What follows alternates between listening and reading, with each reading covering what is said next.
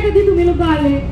आणि काँग्रेस कंपनीला इथे याच्यासाठी नाही आणलं की तुम्ही येऊन इथल्याच लोकांना त्रास द्यावा, त्यांना रोजगार देऊ नये. चांगल्या उद्देशाने काँग्रेसने अशा कारखान्यांना आणलं. अगदी देशभरामध्ये असे कारखाने आणले. सगळ्यात चांगला काळ होता नरसिंह रावांचा.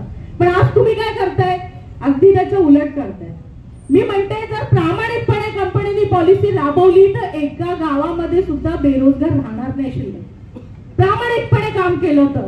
आणि यातनं हे सगळी जी आपले जे आहेत ना एजंट लोक, हे जर हटले आपले लोकप्रतिनिधी आणि थेट ग्रामसभांना अधिकार दिले की कुठल्या घरातल्या पोरांना कामाला द्यायचं, तर मला असं वाटत नाही की कोणावर अन्याय होईल.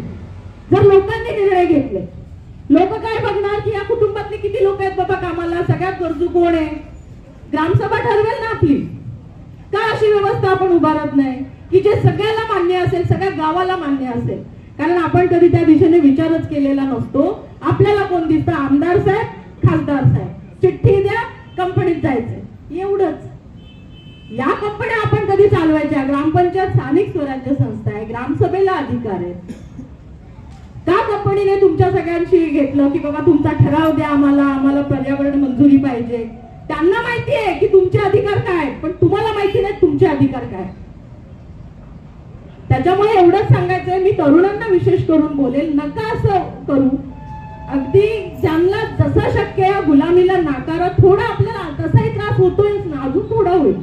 पण काय माहिती जर परिस्थिती बदलली तर पुढच्या